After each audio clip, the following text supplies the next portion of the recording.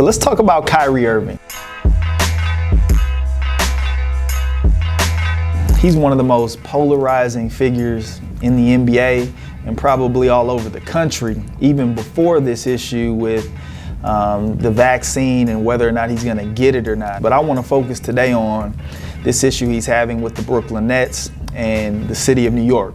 So essentially, as you all probably know, Kyrie Irving isn't allowed to play for the Brooklyn Nets right now because he refuses to get the vaccine. Now, Kyrie says he's not anti-vaccine. It's a bigger issue for him. Like, nobody should be forced to do anything with their bodies. If you choose to get a vaccine, I support you.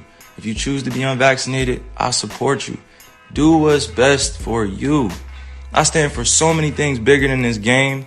And right now, it's not just about the game of basketball. It's about helping your fellow human being understand that they have a choice. I'm always going to stay true to me, and that's me. You know, this is my life. I get to do whatever I want with this. This is one body that I get here, one God body that I get here. And you telling me what to do with my body, and it has nothing to do with the organization. I'm going to put that out there. It has nothing to do with the Nets. It has nothing to do with my teammates.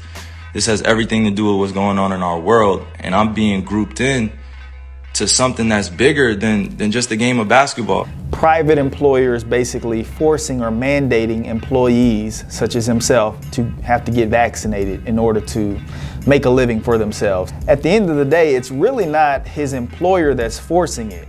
It's the city, it's the government in the state of New York, in the city of New York, that says if you are a New York employee and you are essentially going to be in these stadiums, such as the Brooklyn Nets arena, you're required to be vaccinated. So I guess the first question is this fair? If he played in some other city or state that did not have a vaccine mandate in public forums, and they came on the road to the Brooklyn Nets arena and had to play, he wouldn't have to be vaccinated.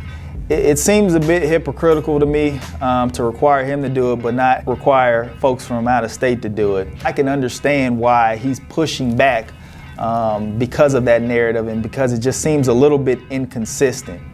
But you can't also say that the corporation doesn't have a right to fire you if you don't want to get the vaccine. So do I think Kyrie will play this year or not?